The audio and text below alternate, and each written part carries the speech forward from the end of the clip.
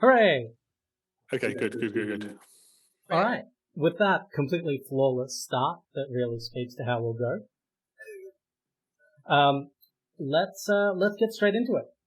Anna, you and Sam are in the UK, where I understand vaccines now just come out of taps and are readily available to every man, woman, and child. Here for the rest of us in Europe, where vaccines are a rumor that we hope to one day experience. Vaccine nationalism is a driving force of conversation. Anna, I know you've been reporting on this forever. What's going on? It's a case of like anything to do with protectionism, I guess, where there's an economic race for something, and people feel that the best way to get their economies restarted is to have as many people vaccinated as possible, as quickly as possible. That means that countries are competing for a small amount of resource when it comes to vaccines, because the supply chains have had to dramatically scale up in recent months in response to the pandemic. And it's been it's become a focal point of the UK and the EU, I think partly because of the Brexit history, but because of the close borders that they have across the channel. But it's been an issue all the way from China to India to the US, with different responses to how they're dealing either with shortages or whether or not they're treating it as a national security issue. There have been lots of different routes towards vaccine nationalism, and the EU has introduced export restrictions and blocked some shipments of vaccines to third countries. But they are still the ones exporting at the moment the bulk of the vaccines of those countries. In terms of in raw tonnages, is that right, or has that ceased to be the case? We don't have live enough data to be sure of that. We aren't quite clear on how stringent, for instance, the export restrictions in India are for all countries. We don't have that data and that transparency. It's certainly true that although the EU has pursued some protectionist policies in terms of imposing export restrictions, that is a protectionist policy, it's certainly exported a lot of doses. But it's not a country that exports when it comes to specific doses of something. Of course, it's companies. So the companies have exported things. And I think that's been a problem we've had around this discussion, is that we haven't separated out companies from countries. And I think you're seeing that again with how effective the export restrictions have been for the EU, because they can't requisition the vaccines that they have managed to stop from leaving the bloc. It's tough, isn't it, this one? Because sort of, I sometimes wonder if just as trade people we're just very naive, right? In this ideal world, we can create this model in which the way we create the most vaccines and distribute them as quickly as possible to as many people as possible is for there to be no controls, for them to be able to flow freely across borders, for countries to coordinate investment, buy a load for the poor countries, give it to them. You can sort of work it out. But the political economy of vaccines is horrible. It's absolutely terrible. If you happen to host a load of the factories that make the end product, and you are doing a terrible job at rolling it out to your own population, there's just immediate political pressure to put in place controls. And I think this is true of any country where this would be true. And you just sort of look at that and you can see it just makes me go, I'm glad I'm not a politician. I just get to, you get to go, this Chad Bown proposal from Pi is excellent, which it really is, and in an ideal world, this is exactly what we do. You create a whole trade agreement, no controls no restrictions on exports and the like. But in reality, I mean, you've even got Draghi, putting in controls on exports, and this isn't some sort of commie. It's tough. It's really tough. No, we all live in a world of supply chain utopia that's very beautiful. There's butterflies everywhere. It's gorgeous. But I think there have been surprises that it's got quite so nasty between certain parties in terms of how we generally perceive them in terms of their response to trade. So everyone expected the US to be pretty hard line, right? Everyone thought that the US would have quite strict controls. People were surprised by India at first by being quite open when it was starting to export quite a lot of doses early on. So it hasn't necessarily followed the narrative that everyone expected in terms of, the traditions of who's more protectionist within the different blocs. Yeah, do you remember last year? So, because we obviously went through a sort of micro version of this when it came to just PPE supplies. Yep. Last year, and I'm not sure how well known it was, but the UK was about 2 weeks away from running out of paracetamol at one point, because we get it all from India, and so there was this big sort of effort from DIT, who did a very good job and managed to resolve the issue, and the paracetamol entered the UK. But it's sort of been a lingering issue throughout the pandemic with big political spikes, and then once everything starts getting going, it seems to calm down again. I'm hoping that's what happens with the vaccines. No, I think that's definitely right. There was, you had PPE, then you had medicines that were used in critical care, and then you had vaccines, and it has followed the same kind of peaks and troughs. The St. Galen Institute. Am I getting that right, Dmitry? St. Galen. Yeah. Simon Everett is kind of one of the best guys for collecting data on this, and it's really interesting that the graphs just show this like peak anxiety, and then it will go down again, and it just tracks the waves of the virus for protections on essential goods, everything from medical supplies to food. But we saw export restrictions really early on from the UK, as well as other different EU member states on medicines, saying, UK first. They were slightly different in their structure, so you couldn't really say that they were an export ban, because they could, if you had a license to market them elsewhere, you were allowed to, but they were a real restriction in terms of what goods could go where, and put the UK first in some things, and other countries, France had a similar list. Everyone did very quickly early on, get into the national security mindset with it. And we all know when national security comes in, it is the death of the supply chain utopia. There was a question from Smarty Puffin before, if one of you wants to have a go at it. There have been reports that the COVAX supply, this sort of thing that's supposed to move these vaccines to the developing world, that those haven't been great so far. Have you guys heard similar things, and do you know what the root of the problem might be? I can have a crack if you want. Yeah. So I think the problems we've seen with supplying the doses to COVAX have been the same problems that we've seen everywhere else. So, for instance, the UK is still awaiting some doses that have been made at the Indian Serum Institute, which is one of the biggest vaccine makers in the world. And the UK isn't getting those doses, and the Serum Institute was meant to be the place where a huge swathe of the COVAX doses, which were using the Oxford AstraZeneca science, were meant to be made. So that has definitely had a sort of a stymieing effect on getting those doses out for COVAX. There's some evidence, but it's shaky, around whether or not there has been an unintended consequence of some of the EU's export restrictions, where because they're having to put extra checks on everything leaving the country, leaving the economic area, whether or not they've had, that's had a slowing effect, because they've been trying to work out where doses are going. That's not always been very clear, because they haven't had a great relationship with some of the vaccine companies. So that could have had a chilling effect from getting doses through the door as well. It seems to have had a real big geopolitical knock-on effect with, countries need doses, so they'll go elsewhere for them. And, Russia and China have been sources for that too. Yeah, quite interesting. I mean, to circle it back, not very interesting. Quite. Next time. And they didn't say anything like fiery, it's actually just Angela Merkel personally at the border beating these back would have gotten you a very interesting. It's all complicated. Just before we wrap up on these vaccines, vaccine question, I mean, I think it all some of the conversation among our circle has been can we improve trade rules so this doesn't happen again? And I think that kind of comes back to your guys' naivete point, where you're what rules are people picturing where when the question facing leaders is we need to vaccinate our people so they don't die and we can reopen the economy, that they would 100% adhere to because they were at the WTO or in an FTA. When push came to that kind of shove, I think it speaks that naivete where we think, well, if we could just get a treaty in place now, we'll be set for life. A heavily caveated treaty. Exactly, with a national security exception. And we can apply the treaties we already have, right? I think there's one from 1994 that's from 1994 that's pretty relevant to this, right? If we could get that to actually, that's naivete, right? As having the treaty that never gets used.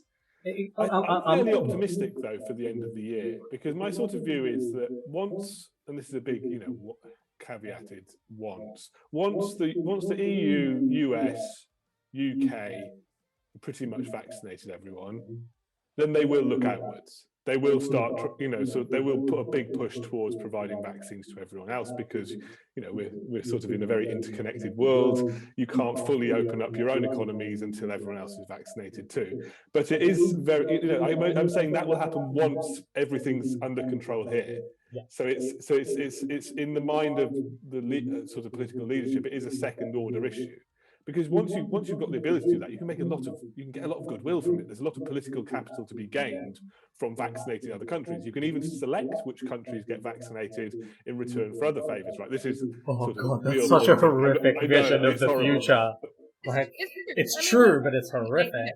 Yeah. But why is it different from aid for trade and the logic behind that? Like, we've got to be honest and realistic about the way. I'm sorry. I'm an aid for trade person. I love aid for trade, but a workshop teaching African women business skills is useful and important. It simply does not rise to the same level. Taking that away does not rise to the same level of threat as withholding and selectively sending vaccine exports. I guess that all becomes a different case when you're dealing with health-related aspects of aid, right? And we've seen that cut vaccination programs before. Like, that happens.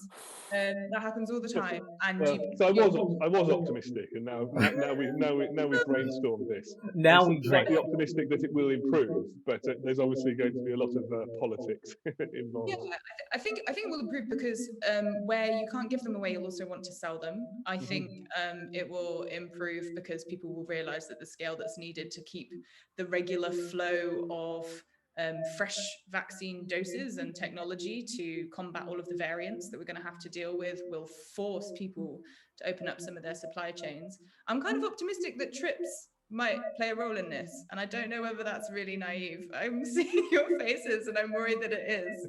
But I think there's a possibility, right, that, but that's a real case of if not now, then when. And I think that's what some leaders, within some of the multilateral institutions have been saying, is that, if not now, then when? When do you use this treaty that was supposed to be used, like I said, from 1994, that was supposed to be used in situations like this? But maybe that is an example. You can have. So do you specifically mean the ability to the licensing? Yeah. So this is for those viewing who don't sleep with a copy of the Consolidated Marrakesh Text. The TRIPS agreement is the intellectual property agreement at the WTO, and it has a provision that allows governments to basically force pharmaceutical companies under certain conditions to issue licenses to factories in order to get vaccines made. But the controversy at the moment is that India and South Africa are pushing a proposal that's just asking for a waiver for intellectual property and patent protection for COVID vaccines. But isn't the actual issue here that whilst you can't, they could engage in compulsory licensing, but there's a big technology transfer issue in that it's not that easy to suddenly gear up a load of factories that haven't done this before to make, in some cases, quite cutting edge vaccines, and without the companies sharing that knowledge, it wouldn't work anyway. There's I think Anna's got the face where she's about to tell us it's complicated, and it absolutely is so complicated. It's this resting wonk face. But yeah, absolutely right. So I want to take it to, before we wrap up on vaccines, which is fascinating, we've got some other stuff to talk about. We've got two questions come in. One's from Emmeline Camp, who asks, do you know of any reports mentioning how far imports from Northern Ireland are shifting towards importing from the rest of Ireland and the EU? So where is Northern Ireland getting their vaccine? And in answering this, feel free to be as flippant and declarative as possible, because that's such a relaxed issue of no sensitivity going on. Was that a specific vaccine question or just in general? Because in terms of vaccines, Northern Ireland receives the British supply, right? Okay. So Northern Ireland vaccination rates are way above the Republic of Ireland. But one important confusion there is that when it came to the EU imposing its rules about vaccine exports, you might remember there was a bit of a row. Yes.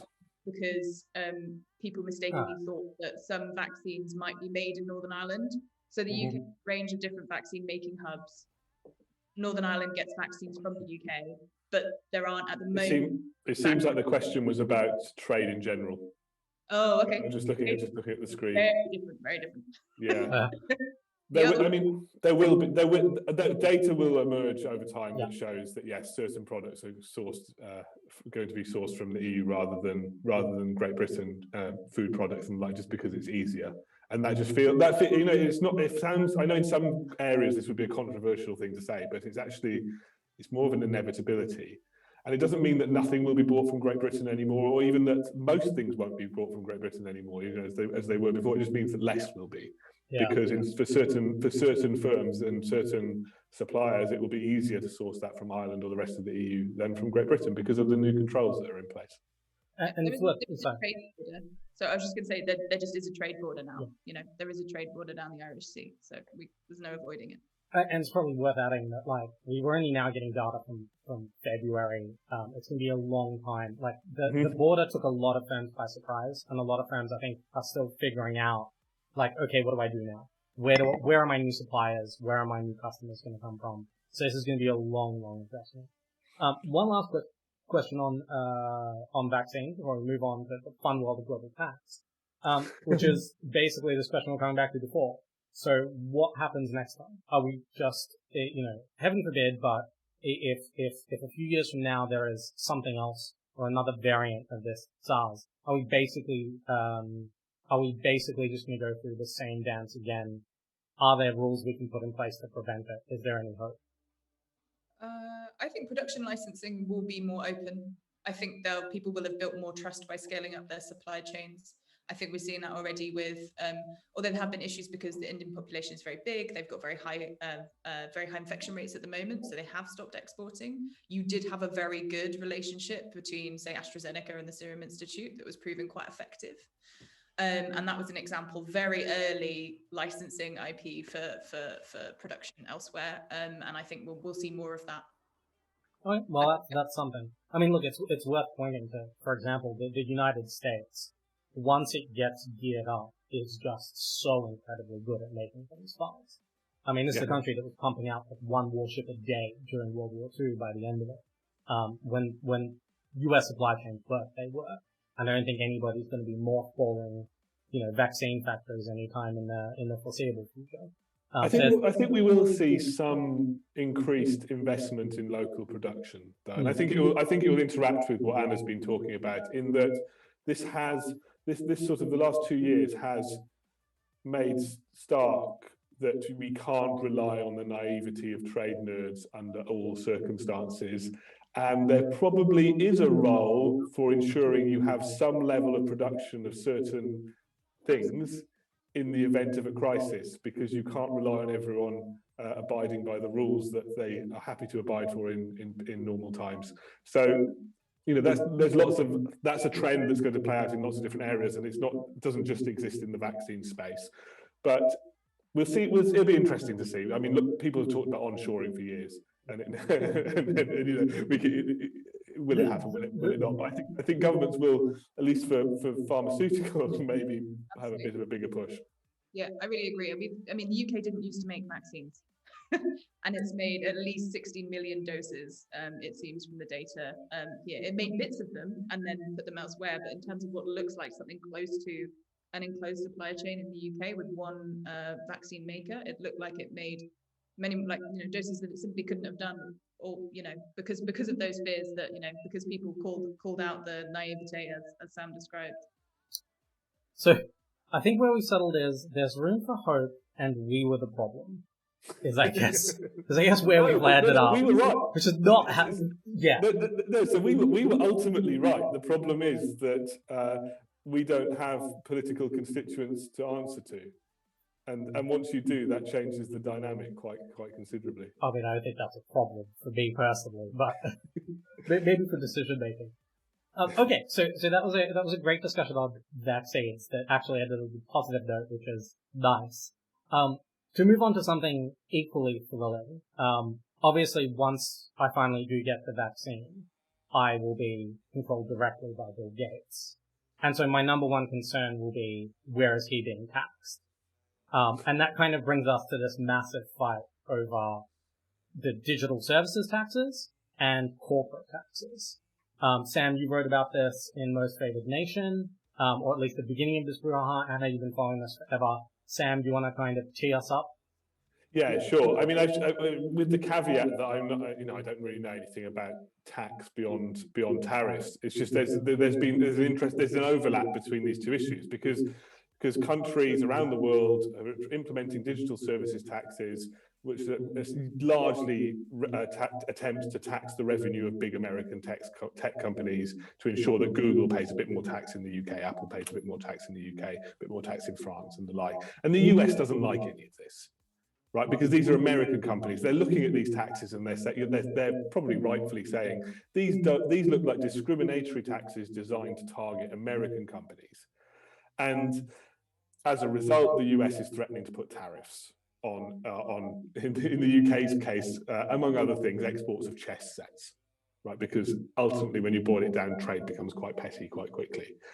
And I was just looking at this the other day and I was thinking, okay, I want to look at I was looking at USTR's, the US Trade Representative's report on the UK's digital services tax. So they're saying, well, what is their case against the UK, other than it's blatant that the UK is just trying to tax American firms? And then I realized that the case they were making for it being discriminatory was based on the utterances of politicians. And in there you've got Philip Hammond, the former Chancellor, sort of saying, this isn't a tax designed to get small companies, it's to get the big ones, sort of wink, wink, wink, nod, nod, fine, okay, that's a good piece of evidence. And then you've got Boris Johnson sort of saying something similar, and you think, okay, he's the Prime Minister now, good piece of evidence. And then you just go, John McDonnell, the now Labour backbencher, who's just obviously tweeted something like, Google, Facebook, Amazon need to pay more tax. I think, I'm not sure this is the most concrete evidence base to have essentially one of the most left-wing politicians in the UK has tweeted something once. But anyway, this is something that's rumbling on. The sort of general consensus is that countries like the UK, France and others are sort of running with their own unilateral digital services taxes in an attempt to get the US to re-engage at the multilateral level or within the OECD talks around taxation. And it seems to be working. The Biden administration have sort of indicated that's something they're willing to discuss. But I mean, I was largely looking at it from a slightly amused perspective of the US pointing fingers at other people and saying, how dare you tweet that, given the last few years of US policy and presidency. Although I don't know if you've seen now, the latest controversy in the US is that sort of Republican congressmen on Politico, your US brethren at Politico, are bemoaning the fact that Biden's tweets are too boring, that he hasn't lived up to his predecessor's excitement. But just to go back to taxes, Anna, I guess maybe to take a half step back, like, I'm not asking you to explain Google's corporate structure, but in just a few words, like, they're based in, like, Ireland, right? Like, this double, like, what's the complaint? What is the charge against these companies? Why is the perception that Google isn't paying taxes? I think the problem here is how the world economy has changed, to get it right down to basics, right? So if you went to a shop and you bought a good and you had a sales tax on that good, VAT if you're in the UK, then that's your point of sale. You went into the shop and you bought something and that was your point of sale. There's a lot of complexities around what constitutes a transaction with some of these US companies, but where is the point of sale? Where is the company? And where should it be taxed on that interaction, that commercial interaction? And I think that's the problem that we have here. And how do you make it clear that it's not a double tax? So the UK, when the serious people in Treasury are crunching the numbers, etc., not to say that politicians aren't serious, but officials trying to make a policy work. Cancel Anna. Have a different approach. They are calling it a digital sales tax. So they're trying to make it like you would interact with a good is the way that you would interact with this company, right? So they're trying to bring services trade or services taxation into line with goods taxation to try and, level things up a bit more, and also just reflect the fact that, governments are going to find it really difficult to raise revenues if they don't find a way to crack this one, right? Because as more and more of our purchasing behaviors go online, the economic imperative to sort this out becomes so great that countries don't want to take on the US normally like this, right? So France has no great desire to pick a row with the US over this, neither have some of the other countries. I know, no, you're right. You're right. I just, Yeah. you know, when you just think of Macron, you think, well, but you are right. And he has always had a very consistent approach when it comes to picking rows with the US. Anyway, let's keep Macron to one side. Lots of other countries wouldn't ordinarily try and pick a row. It's not really in the UK's interest immediately to try and pick a row with the US when they're already trying to have, you know, trade talks on the side as well. They're doing this because the economic imperative is really serious, and trade and services hasn't modernized sufficiently to give governments the mechanisms they need to effectively tax services trade. I think so. I think that's why we're here, and it's kind of important to remember that context when we're talking about where this row comes from and why are some people in the US calling it double taxation, because they view it as, well, we already have corporate taxes here in the US, and this is a US company, they pay their taxes, what's the problem? Whereas from other governments' perspectives, they're like, hang on, you're selling it to our people, and they're buying it like they buy other things, but they're not paying tax on it in the way that we would hope to, you know, tax economic activity generally. But I suppose the problem is, and Martin Bell just raised this on the chat, that when you do actually look at the design, because these are largely going to target only the biggest tech firms, it quite quickly does look like a tax that's designed to specifically target American firms and exempt domestic tech firms. And in a sense, you know, that's one part of the US's complaint. It's part of a much bigger picture which you've been painting. But that does create a slight issue, doesn't it? Because the US, if they view it that way, will retaliate. And so they have actually levied tariffs on imports from France. They've just been suspended. And, you know, as I said, trade things can be quite petty on things like handbags. You know, what does France sell? They like fashion. Let's put tariffs on that. You know, but it's there, and it's got the potential, if this doesn't get resolved, and with the Biden administration, it looks more and more like it could get resolved, not necessarily will. If it doesn't get resolved, it's yet another thing that could start up another mini, I'm not going to say trade war, but long-running trade dispute. You know, let's not put it in just yet in the Boeing Airbus camp, but who knows? And there's kind of two components to this, right? There's a services tax, and then there's the minimum corporate tax. This idea that in terms of where you are formally headquartered, which is where you pay your, I guess, corporate income tax, there is an incentive to effectively, for a digital company, there is an incentive to just shop around and find whichever country which has a vague kind of, which has the rule of law, and is a reasonably good place to build a headquarters, that will just offer you the lowest corporate taxation. Just say Ireland. No, you have the double Dutch as well. It depends on your... the Netherlands as well. So you've had post boxes in the British Virgin Switzerland, Islands. at the risk of just, like, worried they'll deport me. But yeah, like, Switzerland as well, there's a lot of, Alan Beatty's got a piece in his Trade Secrets newsletter that says what the US found when they started doing this pharmaceutical stuff, vaccine stuff, is they noticed that a lot of factories had moved to Switzerland, not so much for efficiency production reasons, but for tax arbitrage reasons. And that's obviously, you know, the idea is production should be moving to where it's efficient, not where it can dodge the most corporate income tax. Although my fear now is that we're drifting outside of our comfort zone. Oh God, so far. I have a lot of tax lawyers who follow me on Twitter, and I just hate to think of them watching this and just going. Well, all this suggests is they should be paid more. I think is the real takeaway from all this. Yeah, definitely.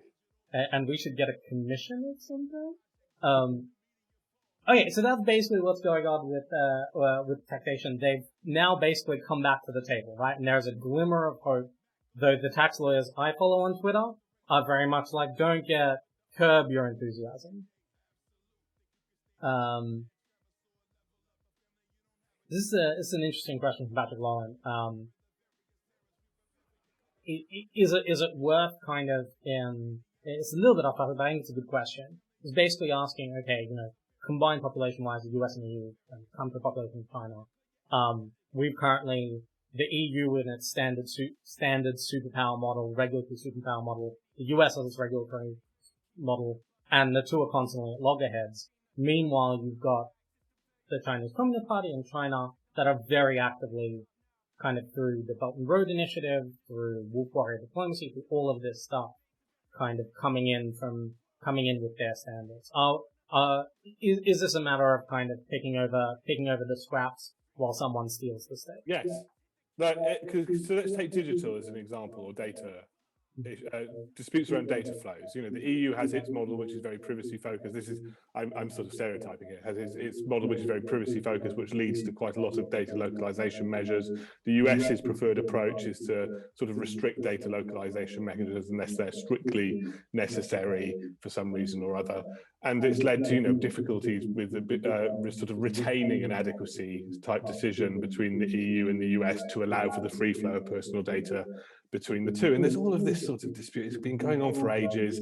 The UK is now sort of in the middle of it, in that it has an adequacy decision with the EU for now, but it wants to sort of pursue more US style approaches in its trade agreements. It's already done that in the UK-Japan deal. So, you know, restrictions on forced data localization. And this has been going on and on and on. And no one's really taken a step back and gone, well, actually, the US approach is compatible with the EU's approach, because Japan has an adequacy agreement with the EU. New Zealand has an adequacy agreement with the EU. They've signed up to CPTPP, and they are generally against forced data localization unless there's a good reason, GDPR.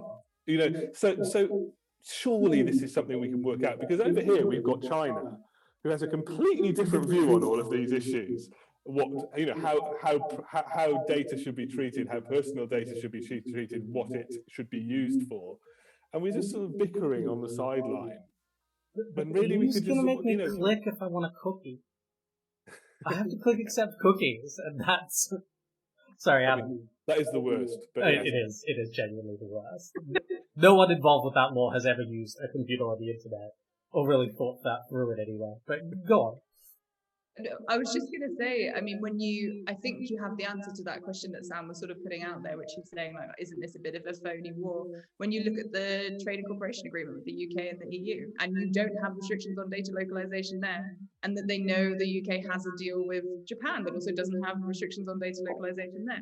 And I think particularly having it politically, having it in the UK-EU deal was a bit of an admission that, you know, because of the relationship between the UK and the US security services, that was an admission that, okay, we could see the UK having its sort of what looks to be like a coming adequacy decision that will last for some time, but not, you know, very much not forever, a couple of years. It looks to be like a certain level of acceptance that the EU is like, we can go this far but no further, and the US going like, we've come this far but we can't go any further. So I think you're right that there will be a grander compromise, because it's essential. But I think kind of this is a little bit like the tax question, where the reason we get a bit nervous of it is because these things haven't been properly codified in trade terms yet. So the services tax hasn't been properly codified in trade terms yet. Data hasn't been properly codified in trade terms yet. The EU has historically preferred to deal with issues like this more or less at the WTO. The US decided it was going to have a crack at the OECD because it preferred it as a forum, in part because it's got troubled trade relationships with China. So it saw the OECD as a better forum than the WTO. But I think it just sums up the fact that we don't have a way to codify these things at the moment, and that in an absence of a way to codify them, then absolutely it will be about whether or not you're the biggest player in town, as opposed to perhaps, you know, having different aspirations for what the world should look like. So until you find a forum that the EU and the US can agree on for some of these issues, you're going to struggle. Yeah, I think for a while, I mean, when it comes to digital and data, it's just going to be dealt with bilaterally through the different, or in the context of CPTPP, sort of quasi-plurilaterally. But the thing to say, you know, it's a weird thing, because when you said, you know, it hasn't been codified, I think you're right in that we have quite a lot of provisions written down in these bilaterals, and they're largely commitments not to do things we weren't doing anyway. But actually how they interact in practice... As a trade negotiator, don't knock that. I know. That was like 98% of the job. That's services negotiation. The right? US will sit down with you and go, right, so we're not changing anything. Let's talk. Yeah, exactly. But you know, it's one of those things where you look at commitments not to force companies to hand over algorithms, right? So that's something that you find in sort of modern trade treaties in UK, Japan. You know, until maybe one day the government decides we really want that algorithm. right? Do we think these trade rules will prevent them from doing that? Probably not, but at least hopefully gives cause for second thought, because the whole point of these is largely to create investor certainty and the like. But I think, yeah, we're going to see data rules sort of piecemeal together bilaterally, and then, as Anna said, hopefully at some point there'll be a forum that everyone can decide on where they can pull it all together and say, we all agree on this, until a huge crisis, as we've just seen with the pandemic and vaccines, in which case it will get thrown out the window and then reconstructed again. Yeah. You have to hope that the bilateral deals create enough of a sort of gravitational field that they pull other people into their orbit, right? Which is, and that's the UK's explicit strategy. yeah. You know, when people say, I sort of get annoyed when people say like UK doesn't have a trade strategy, and it's like, no, it has lots of different ones, but you can actually work out what it wants to do in vague terms, and on data, that's specifically it. It's walking a fine line. It wants to keep the adequacy agreement with the EU, but it wants to get in place all of these provisions in all of its bilaterals as part of CPTPP, in the hope, as Anna just said, it forms its own economic gravity. And to be honest, I mean, ultimately, when it comes to this, as with tax, it's a bit of a, well, what does the US want to do, and can they convince everyone else to do it question. But the UK is trying, because you can at least, even if you can't, you know, drop the final gavel. I know no one uses gavels, but whatever.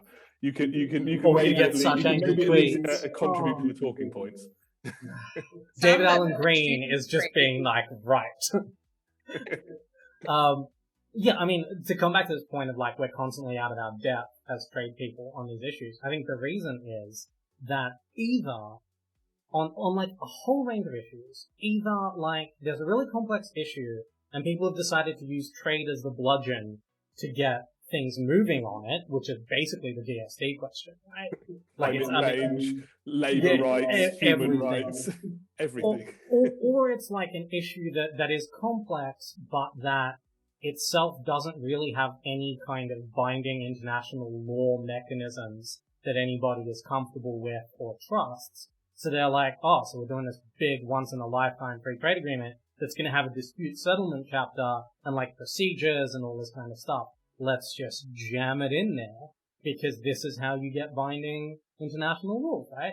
Like this is, we're basically, us and I guess the COP are a lot of what the game in town is. And so what we're forced to kind of talk about as trade people has ballooned exponentially even in the last 6 years. I mean, even that we're talking about intellectual property, right? I feel that that's sort of where a lot of this began. I know it began before that, but it feels as that shouldn't really be in. WIPO's literally across the road from WTO. Like literally, like this, it's 5. You can walk there in under a minute from the gates of the WTO to the World Intellectual Property Organization. They have a nicer cafeteria. I don't know why that should matter, but it does. They keep recipes with building. Yes, exactly. It's just everything's patented. You could only eat like the chef. You just get served a non-fungible transaction food. I had to write an e-learning module recently for someone on sort of developing country issues, and then as soon as you get onto intellectual property, you're going, I don't know about this. This requires someone with an entirely different skill set. You need different lawyers in the room. You know, you don't want the trade lawyers. You need different people. Why is this here? but it's there. How much of our experience with Brexit in the last 4 years has been asked to talk about stuff? We're like, listen, guys, I'm a specialist on agricultural domestic support. If someone has a WTO green box question, I'm your guy. I can help.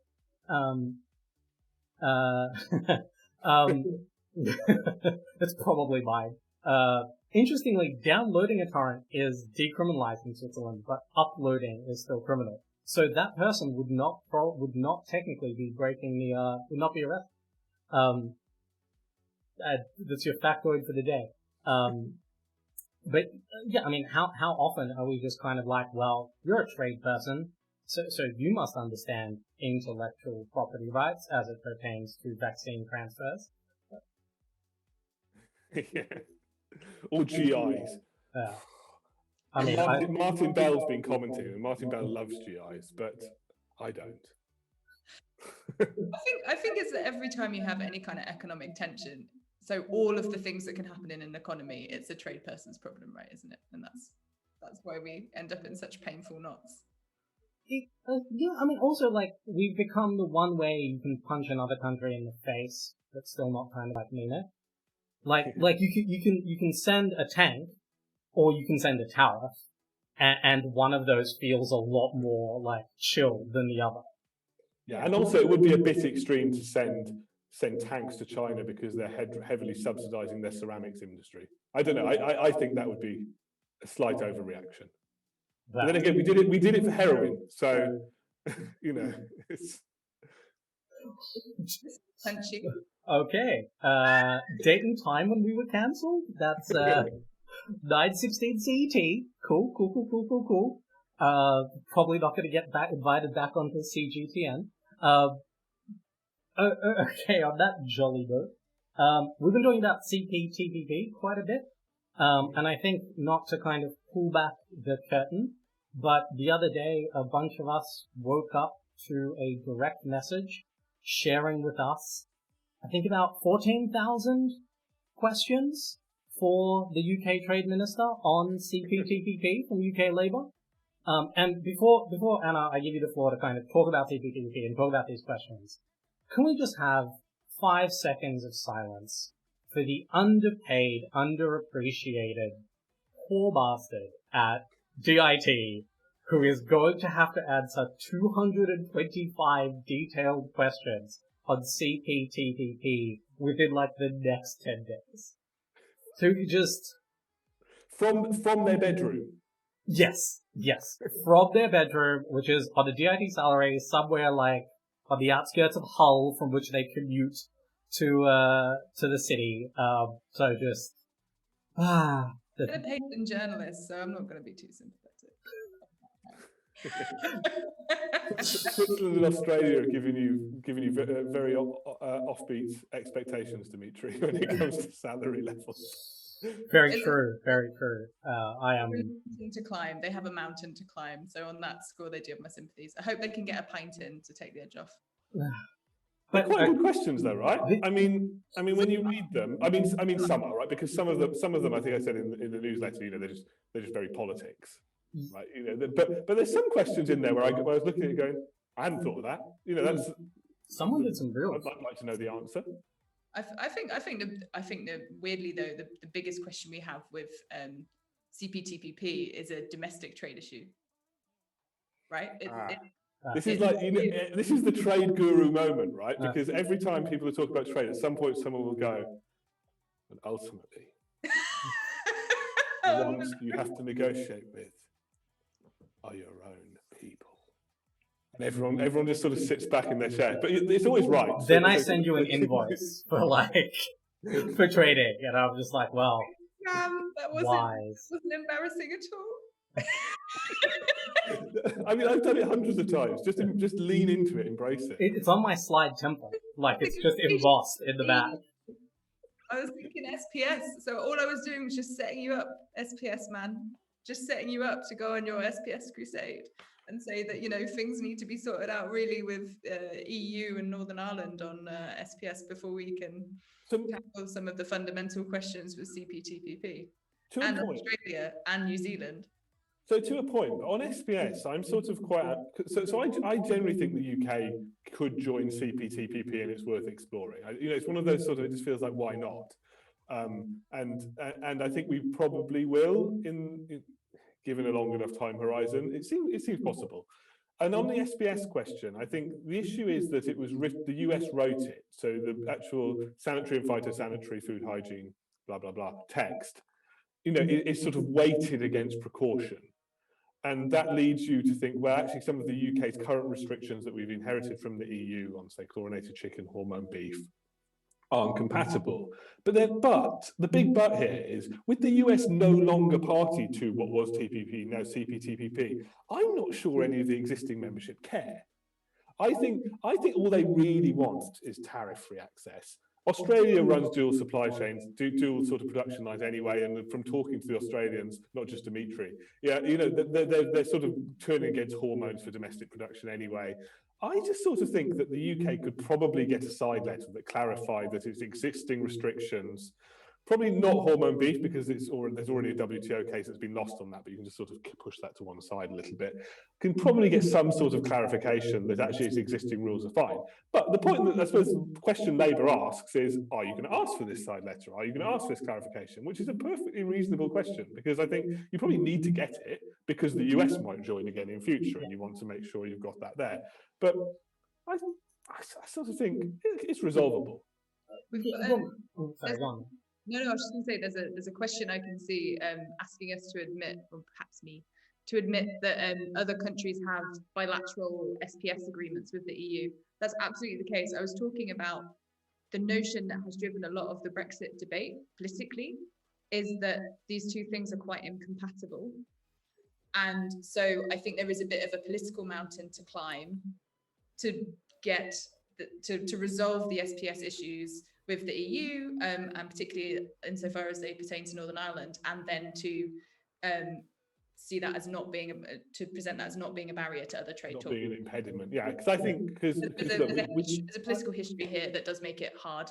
And we don't know if the UK is going to do this, but the most sensible thing it could do right now to resolve some of the internal border issues when it comes to Northern Ireland is enter into a veterinary agreement similar to the Swiss, which removes the need for export health certificates, inspections, document checks, identity checks.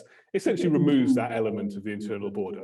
Would be a great idea, yes. But the fear is, as you're sort of alluding to, is that this puts constraints on the UK's independent trade policy, because you're not able to make concessions in other negotiations in order to get agreements over the line. And my view is, does it yes, with the United States, and I think that's it.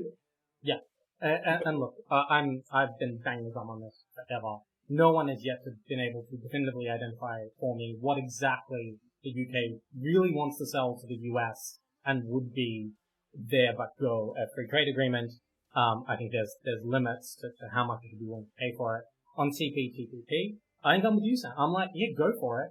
Look, it's going to be an 11-way one-sided negotiation, which is not like I used to do accessions with the WTO, and it's not fun to have a negotiation where the other side's offer is completely fixed and immovable, and you are just being like, here is what I am prepared to offer for it, and they're going to go no. So I don't think it'll be fun, but for God's sake, find out what the price is going to be. Get in there, test it, and if the price for joining CPTPP exceeds the benefits, and by the way, the UK has FTAs with like everybody in CPTPP. I know it's kind of. Or hopefully we'll do by that point. Well, hopefully we'll do by that point.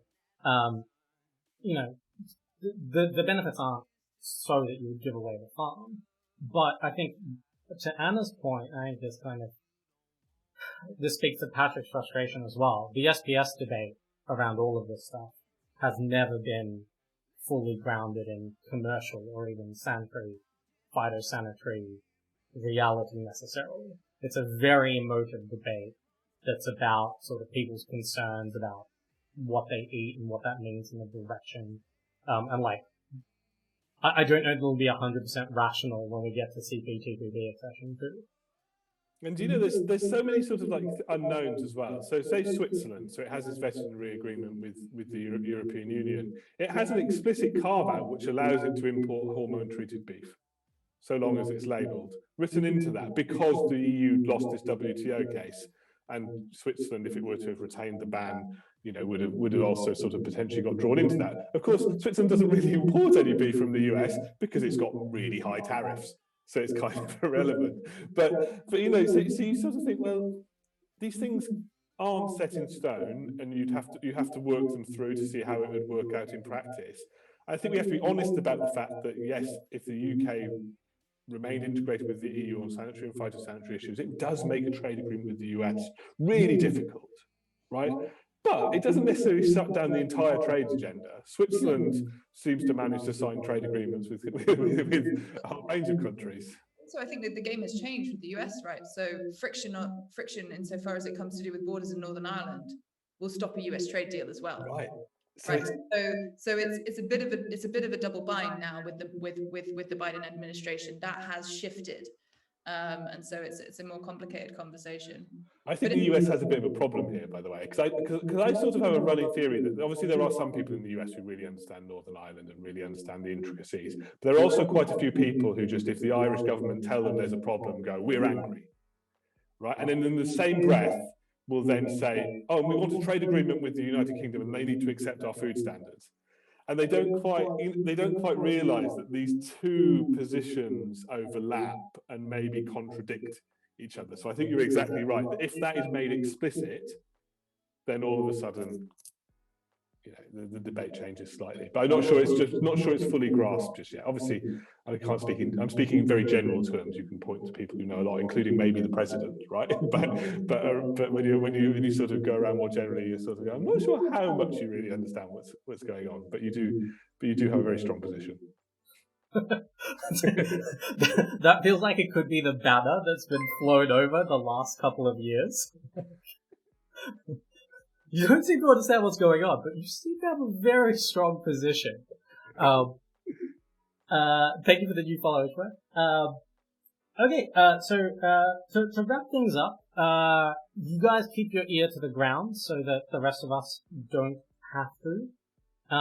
There are apparently whispers in the wind, Sam, of a trip to India for the Prime Minister that will return with... So it's one of these, it's not even a secret, is it? It's in government pronouncements. Boris Johnson, the Prime Minister, is going to go to India and they're going to announce something to do with trade. And I've just blanked on what the name for it is. They've created a new type of agreement and a new name. So it's not an economic partnership agreement. Is it an economic cooperation agreement? Enhanced partnership. What's you say angst? Enhanced. Enhanced partnership agreement. Do they have a partnership agreement now that they're going to enhance? So this is it. So I think possibly it's just going to be they're going to announce they're going to enter into free trade agreement negotiations. The EU is actually quite keen to restart its negotiations with India as well. As we all know, that doesn't, you know,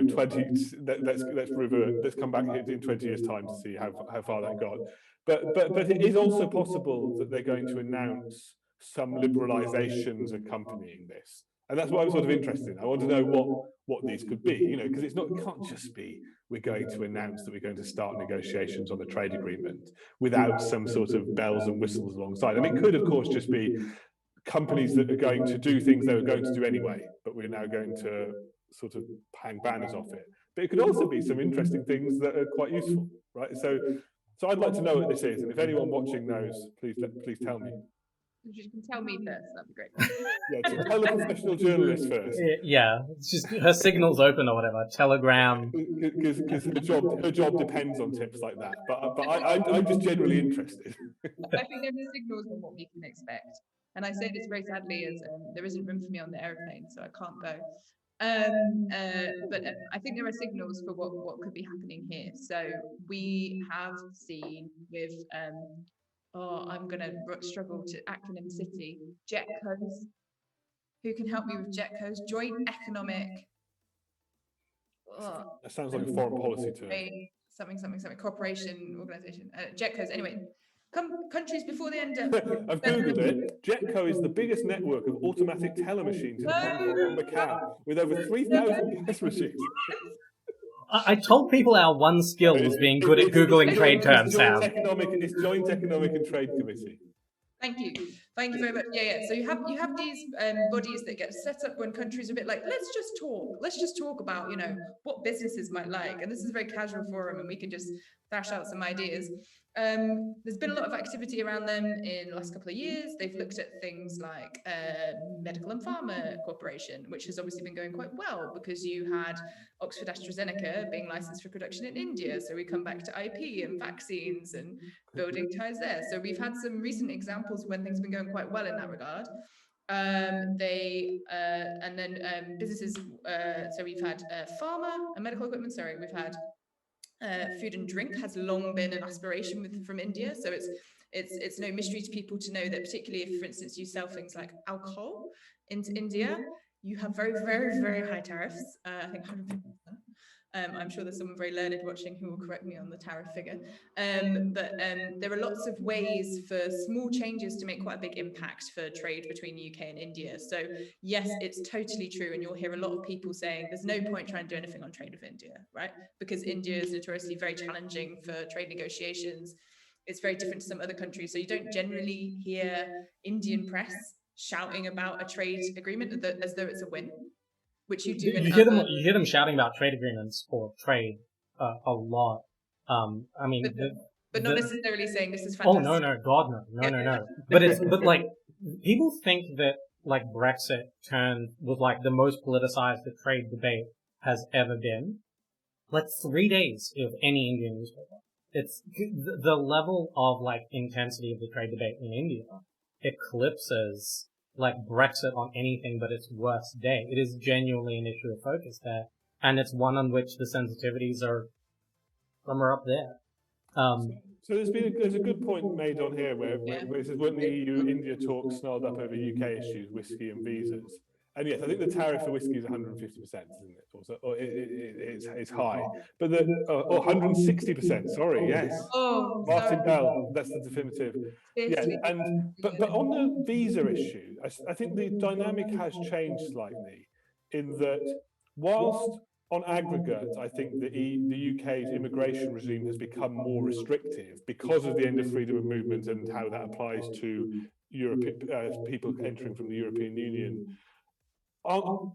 When it comes to countries specifically outside of Europe, the UK's immigration regime has been liberalised. Yeah. And actually quite a lot of what India was asking for has been delivered by the new UK immigration regime when it comes to their ability to enter the UK. There's no more caps on numbers. There's a specific criteria that they can meet in quite a few instances.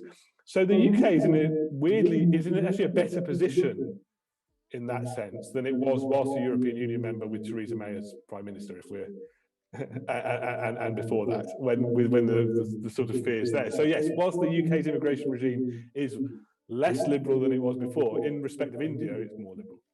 And it's seen as more equal, and I think that's really important. If you're an external country who wants to feel like you're getting a good deal, if you start out as equal to the other people that can access the labour market of that country by going there to work, then that's a much better starting point from, hang on, these are 2,700 other countries that have great access to your labour market, like incomparably brilliant visa-free access, versus, okay, we're from there, in their eyes, we're on a level playing field to start with.